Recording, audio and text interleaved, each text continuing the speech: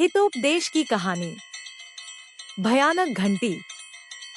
बहुत समय पहले ब्रह्मपुरा नाम का एक सुंदर और समृद्ध नगर था। यहाँ मंदिरों की घंटियां सुबह शाम पूरे नगर में मधुर आवाज फैलाती। इसी नगर में एक चतुर लेकिन अत्यंत लालची चोर भी रहता था।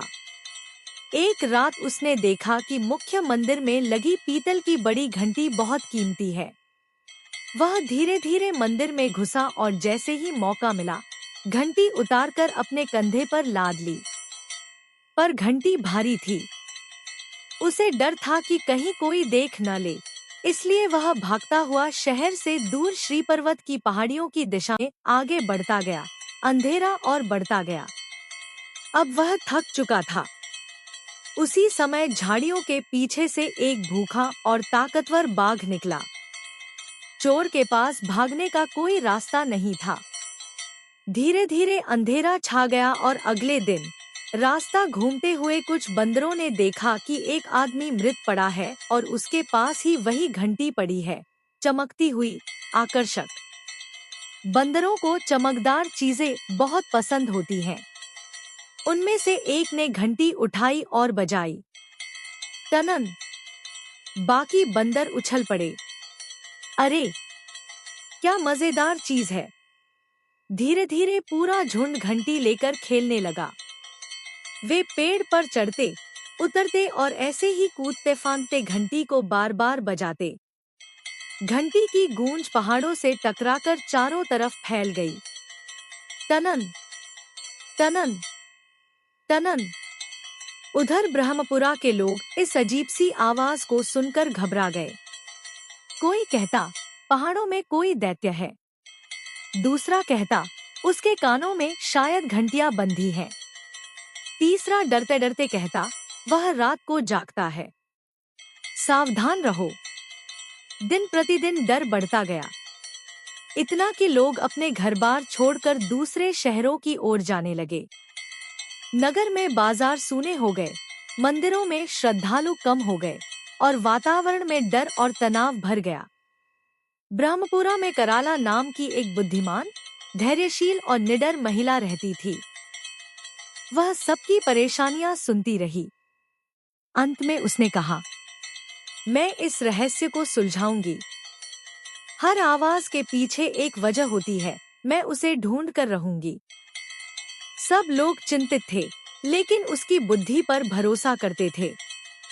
कराला ने पहले भगवान गणेश का पूजन किया, मीठे फल और चढ़ावा चढ़ाया और मन में संकल्प लिया कि वह नगर को इस डर से मुक्त करेगी। अगली सुबह कराला अकेली ही श्री पर्वत की ओर निकल पड़ी। रास्ता कठिन था, पत्थरीली चढ़ाई, घना जंगल और अजीब-अजीब आवाजें। लेकिन कराला न डरी। कुछ दूर पहुंचकर उसने वही आवाज सुनी। टनन, टनन। उसने आसपास निरीक्षण किया और धीरे धीरे उस दिशा में बढ़ी जहां से आवाज आ रही थी।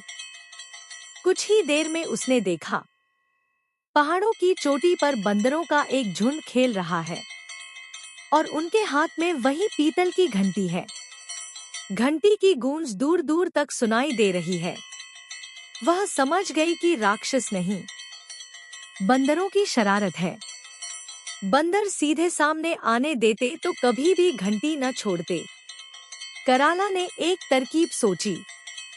वह चुपके से आगे बढ़ी और दूर एक जगह मीठे फल रख दिए।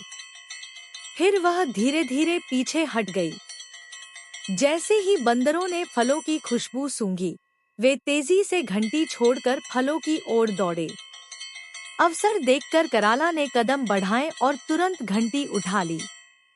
कराला घंटी लेकर ब्रह्मपुरा लौटी।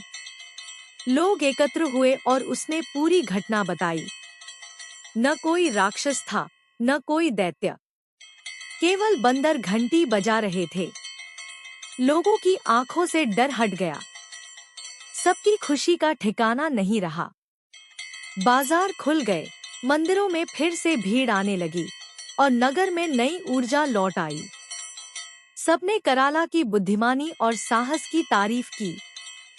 नगर के मुखिया ने कहा, कराला ने हमारे नगर को अंधविश्वास और भय से बचाया है। वह हमारी सच्ची नायिका है। और इस तरह घंटी की गूंज, जो कभी डर की निशानी बन गई थी, अब लोगों के लिए एक सीख बन गई। अंधविश्वास नहीं, बुद्धि पर भरोसा करो। किसी भी भय को समझदारी और साहस से जीता जा सकता है।